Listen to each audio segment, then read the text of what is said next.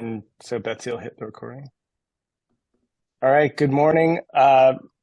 Great to see you all. Matt Sitter, CEO of AFN here. At AFN, our central belief is that change is where opportunity happens.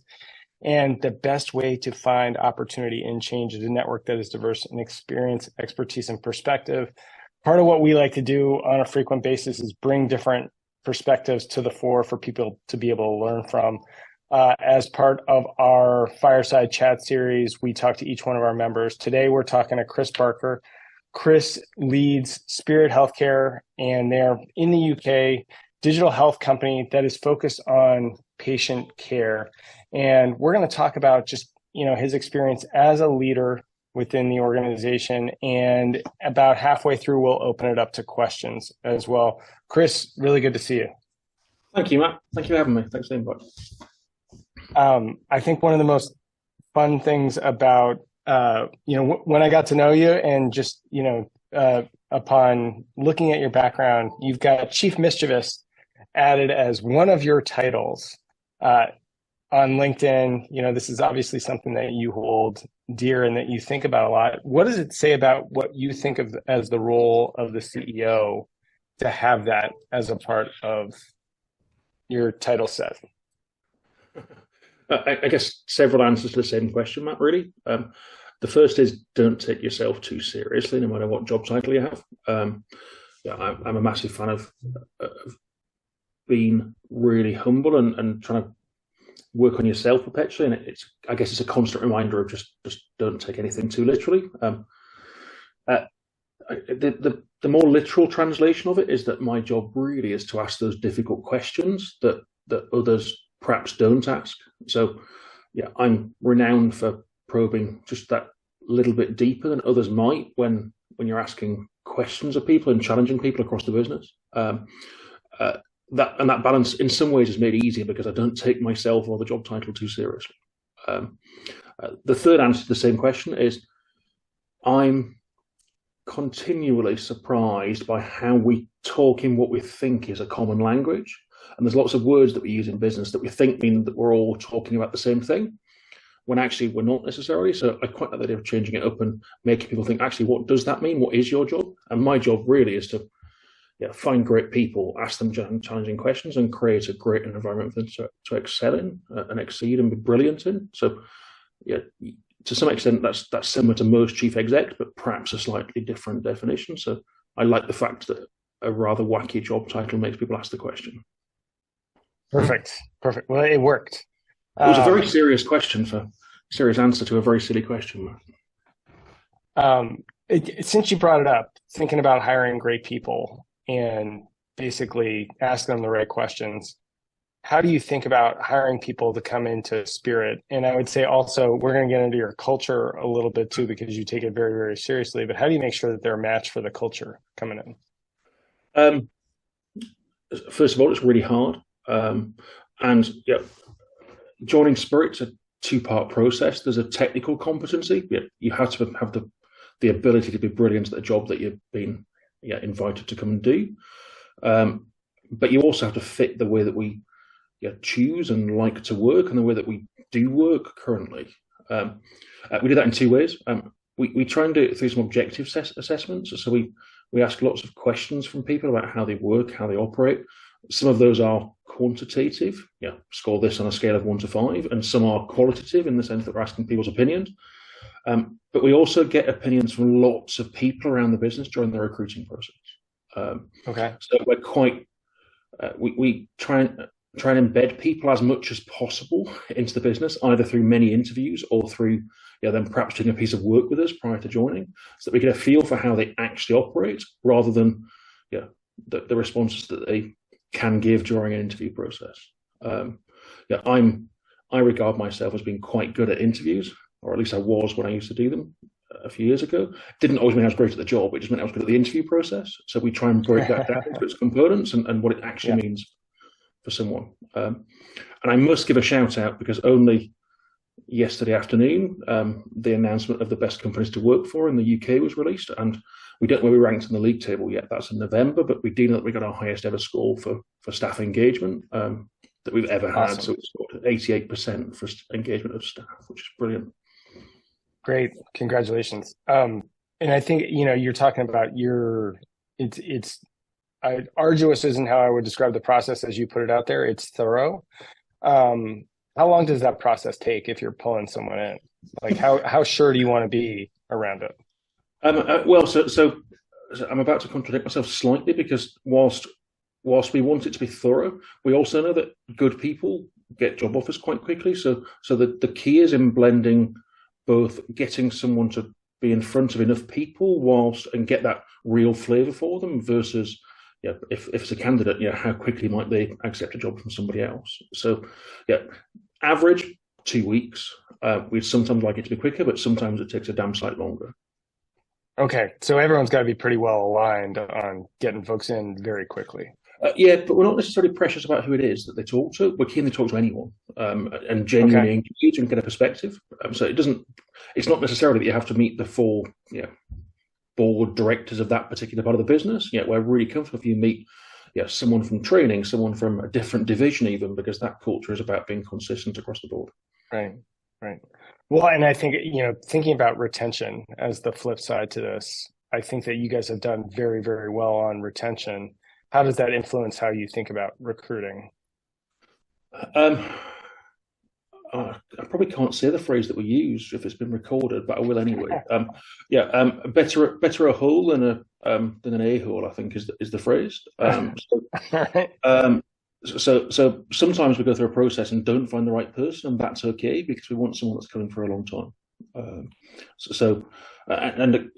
We occasionally mess up, the same as everyone does, and we don't get our recruitment process right. We're still continually learning, and particularly during this hybrid world where we're still learning how to recruit people virtually or part virtually.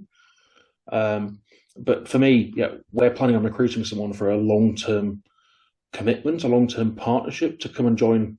One of our values is family, so to come and join our family, our work family. So it's a really big commitment.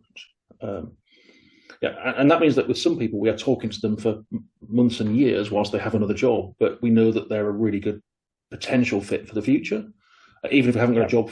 So that type of engagement and discussions is pretty much ongoing all the time. Well, I think that's an excellent point, is that, it might not be the talent that you want right now, but building your network so that you're constantly meeting good people is always helpful. And so, as we're thinking about this just a little bit further, when you were thinking about, you said, hey, sometimes we don't get it right. How soon do you feel like when, you went through this process, it's like, this isn't the right fit?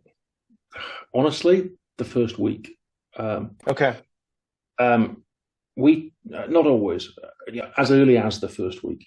Our induction process includes a really rapid, quick fire introduction to lots of people across the business.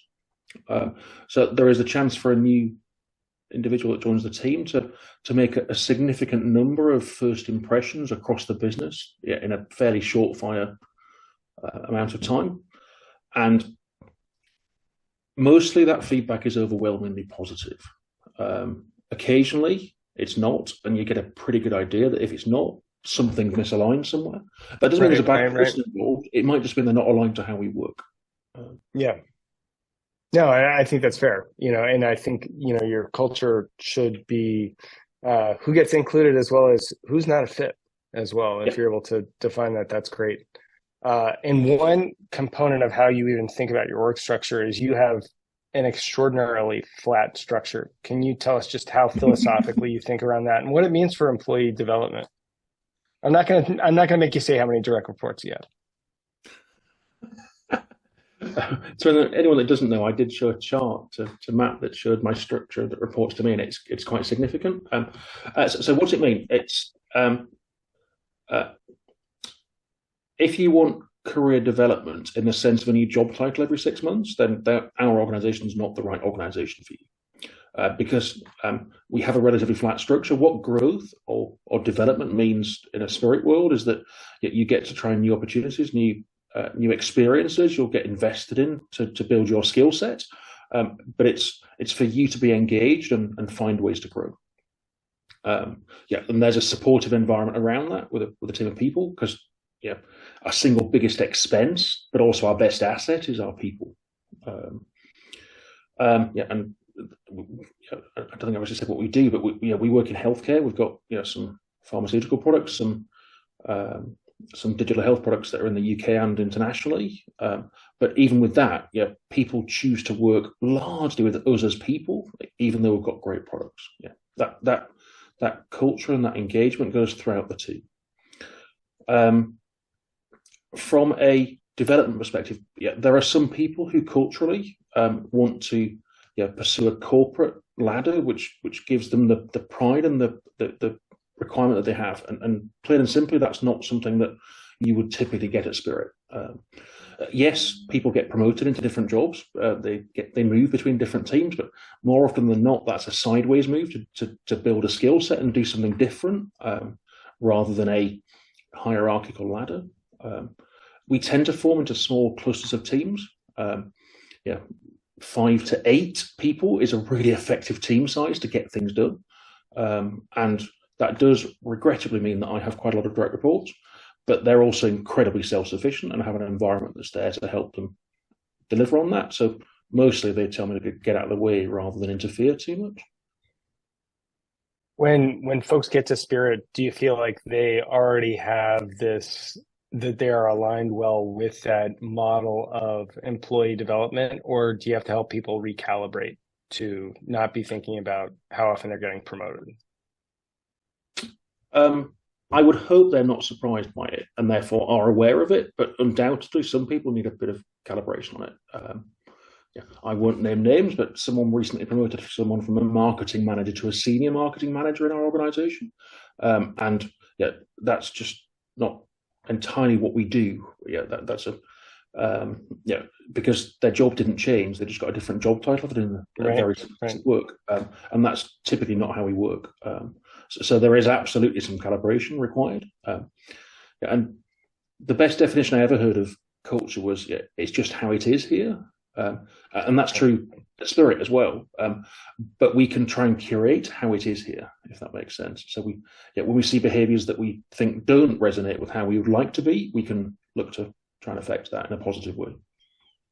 Great. Well, and in favor of what you just said, tell us how it is here at Spirit. We've talked around a couple things. What are the ways that you would describe Spirit? So we have 3 values that we typically talk about quite a lot, but with each of those values comes a counterbalance to it. So we're on a mission to go and make healthcare more affordable, easier and more accessible for people. That's the driving engine of what we're going to do. And we do that both in the UK and increasingly internationally, both commercially and through a foundation. And I've had a number of discussions over the past few weeks with people, particularly about one of our digital health products. And one of the single biggest drivers is that we get a chance to go and make a really positive dent in the world doing that. How do we do that? Essentially by trying to find people that are functionally brilliant at something. They need to be excellent at an element of their job. But we also need them to be utterly vulnerable about areas where they're not very good, so that we can work with them as a team to find people who can come and do those bits that they're not great at brilliantly, and therefore genuinely get a team that's better than the sum of its parts. I would typically say finding people that talk about being brilliant is really easy. Finding someone to talk about being vulnerable and their weaknesses is really hard. And how you create an environment of trust to make that happen is I guess part of my job. The second part is vigor. We expect people to not just be brilliant, but also work bloody hard and drive to go and deliver that mission and those goals and objectives. And with that comes the requirement for resilience, because sometimes that just doesn't work and it fails, and we'd rather fail quickly, pick ourselves up off the floor and go and get started again. And actually how we support that resilience is really important. The third value is the one that most people tell us they resonate with, and it's family. But family is also a double-edged sword in some ways. It's about being supportive and helping people, and occasionally we go beyond what people expect in that regard. But it's also about being utterly accountable.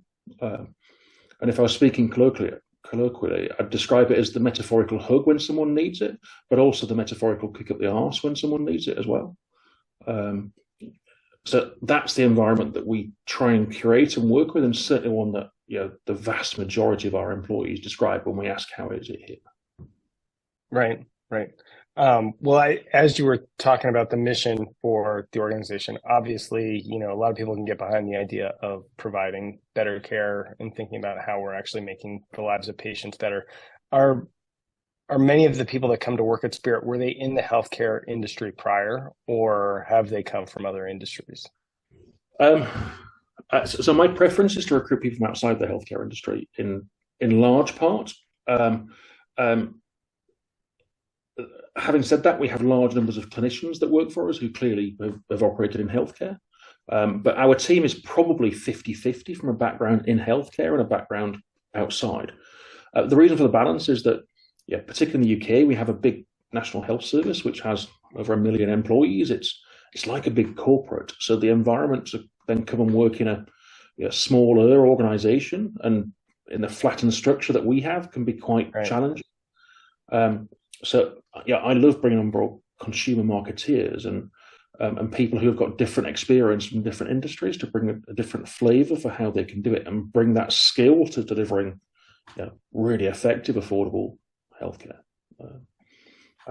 I'm more interested in that brilliance and that transferable skill than I am in someone that's got 20 years experience of doing something in healthcare. Right. Well, and I think, so thinking about, we started off with a question around you being chief mischievist. I would say that, you are also interested in bringing in these other ideas into what Spirit needs and what the healthcare industry rightly needs. So I'm interested in how you think about opportunity. What are the types of opportunities that you think are worth pursuing for Spirit, and how do you evaluate them? Some of my team would accuse me of evaluating too many, Matt, I think is the first thing I should say. I get bored very easily and love the idea we can do more. So I get counseled a lot by my leadership teams to make sure we focus on what we're doing really well, and that anything that we bring in extra or invest in externally is very much additive and won't distract from the work we're already doing. So how do we assess opportunities? It's a fairly straightforward answer. We need to be able to add some genuine value to what it is that someone's trying to achieve. It needs to also relate to our core purpose, our core mission, which is that making health easy, accessible, and affordable. And it has to, in some way, create a much greater sum than what someone's bringing in. So, if we're going to bring a new product in or a new service in, then I wouldn't be interested in buying a service that generated the same value as it costs us, even if financially that made sense. It has to be utterly additive to what we're doing as an organization. So what does this imply in terms of how adjacent it has to be to your current businesses? Does it have to be really closely related to those businesses that you are currently operating, or if it's a good enough opportunity, it still fits the mission, and you think, hey, we can be good at this? Is that good enough in your mind? So I guess the fairest answer to that question is that we, as yet, have done nothing that's not directly involved in healthcare. So depending how you regard an adjacency, healthcare is quite a big segment, but we have never gone into a separate part of the business world other than that health space. In part because our mission is about making health easy, accessible, and affordable. Right. We have, however, stepped into some areas that we probably at one point said we never would. Private practice in the UK is something which we didn't envisage as playing a part in. But actually, with some of the waiting lists and the challenges that are out there, it's something we have more recently done because an opportunity arose and we stepped into it. So, we do adjacencies, but when they're in the area that relates to our core purpose and our mission, rather than something that just looks like an interesting, positive opportunity. Right. Well, and as we described your company up front, we talked about digital healthcare, and I hesitate to add digital onto healthcare at this point because everything should be digital in some way. And we're going to do a panel with you and some of our other healthcare focused AFN members on integrated healthcare. But I would say, how are you thinking about just this idea of digital health and what that means, and how are you actually talking about it with this phrasing that, isn't really saying how embedded it ought to be within healthcare at this point? So I think you make a really good point. we talk about digital healthcare, but it should just be healthcare. We don't talk about a digital phone. We talk about a mobile phone or perhaps a smartphone. And it is impossible to deliver healthcare efficiently, effectively, and affordably without incorporating technology these days. You simply have to. Right. However, we have healthcare systems, not just in the UK, but around the world that are stretched, that are struggling with the amount of want and need for those services. And embedding new technology is still a change management process, and it still takes time and commitment and engagement. We probably spend longer and more, in fact, not even probably, we definitely spend more of our time, energy, and effort on change management and embedding what we're doing with partners and with healthcare services than we do selling anything. It's getting people to agree this is a reasonable, sensible suggestion is not that difficult, but getting them to buy in as a team that it's worth the genuine effort to make it work is a challenge. So I think that's a great point, is that you are spending a lot of time on change management. So, even when you're thinking about your business model, is that idea of we are change management consultants as well as we are providing a product to you, is that embedded within the value that people see? Like when they're getting an invoice, do they understand I'm paying for some change management too? So do they understand it? Do they get it? Yes. Do they understand it, and do we badge it in that way? Probably not very well, if I'm going to be brutal about it. We typically would charge for the use of a product or a service. Change management is almost built into that to make that service effective and work. And we try to find ways to make that much easier for people by automating programs and setting up project management facilities that people can support themselves through as well. So we try and make that as seamless as possible, because typically the change management for us becomes an added value that someone expects to an extent or needs to make it work, rather than the value that we're directly providing. Excellent. So when you're thinking about Spirit over the next 5 years, what do you think is going to be important, and what's got you excited? We do a yearbook every year where we reflect upon what's happened during the course of the year. And I think it was last week I had to say what I thought my favourite thing of this year was. I promise I will answer your question. My favourite thing of this year was that we launched the first project of our foundation, helping millions of people in townships in South Africa connect to healthcare using Clinitouch, which is our digital health product. It was launched by an arm's length foundation that we set up, but is run independently. And that was my biggest thing of the year. Their mission is to go and do that across multiple countries in sub-Saharan Africa at scale, helping millions and millions of people. I would love that in 5 years' time, that mission, that dream, that objective is a reality. And not only is our technology commercially successful, because it needs to be to support that foundation, but that foundation is delivering that to areas that otherwise people couldn't afford.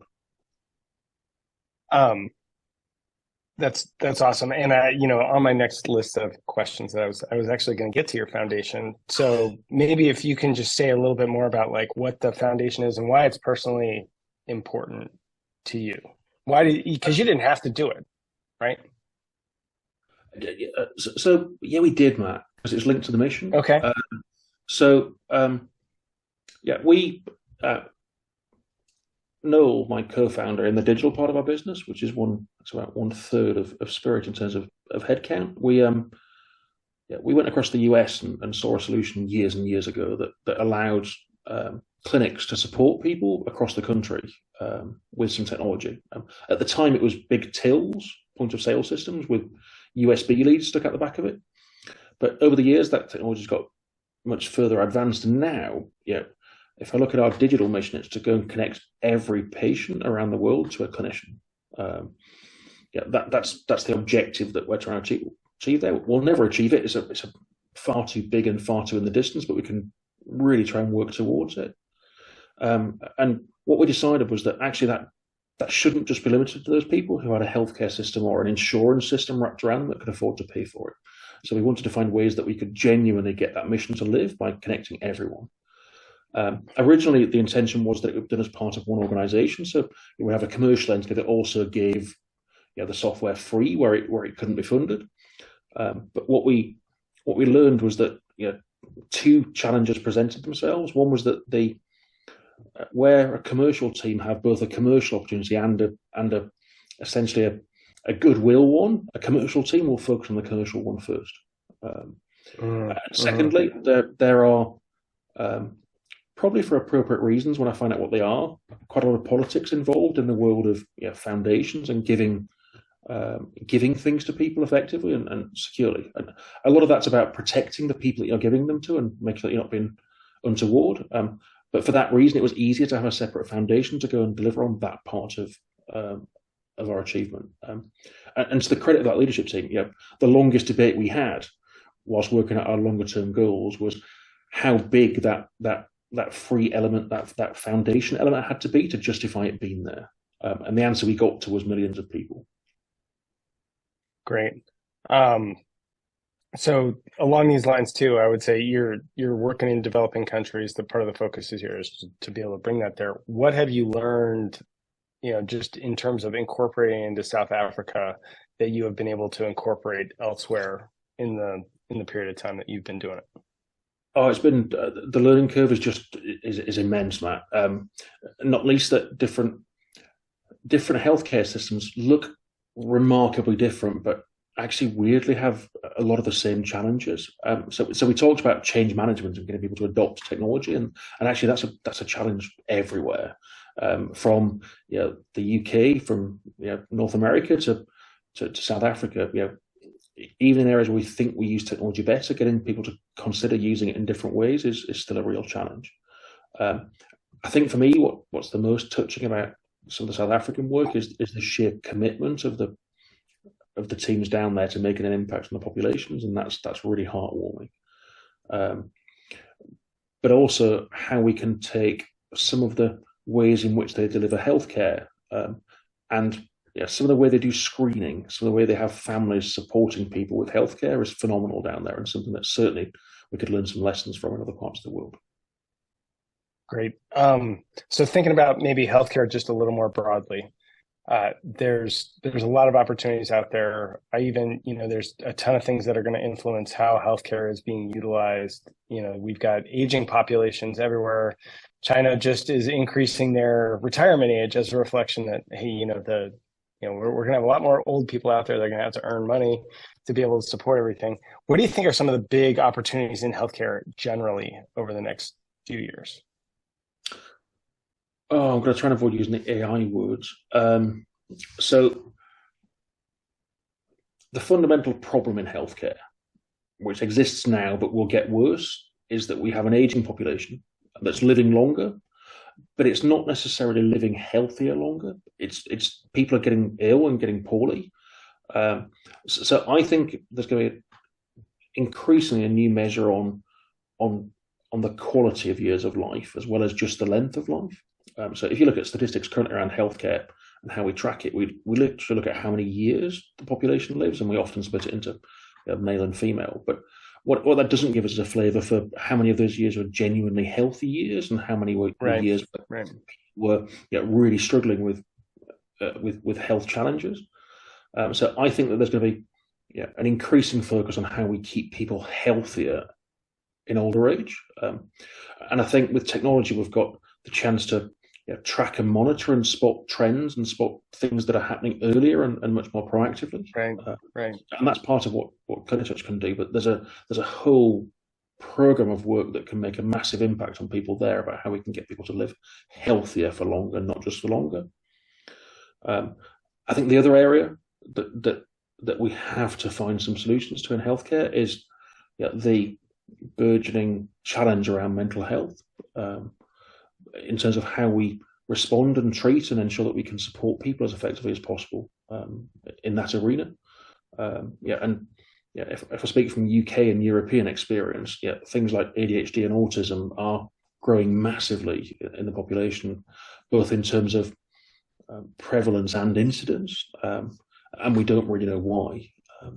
And I suspect, like all health, it will extend beyond the boundaries of reactive healthcare, which is how most healthcare systems try to operate, or no, how most healthcare systems end up operating, and how we move that into public health, so proactive healthcare. And if I give a random example, smartphones in really young kids and how that impacts someone's development over the years.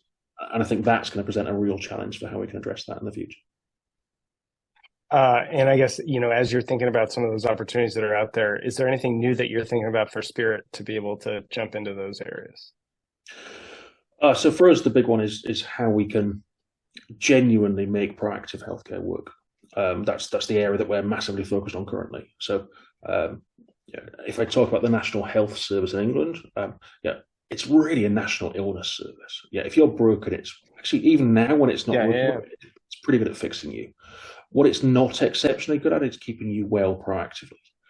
So what we're looking to do at Spirit is combine our work in education and empowerment of people to live healthier lives with some of the technology that we have that enables us to proactively track people, and then look at how we can engage ultimately populations around population health management to keep huge groups of people more proactively healthy. That's a real big driver for us and drives towards that mission.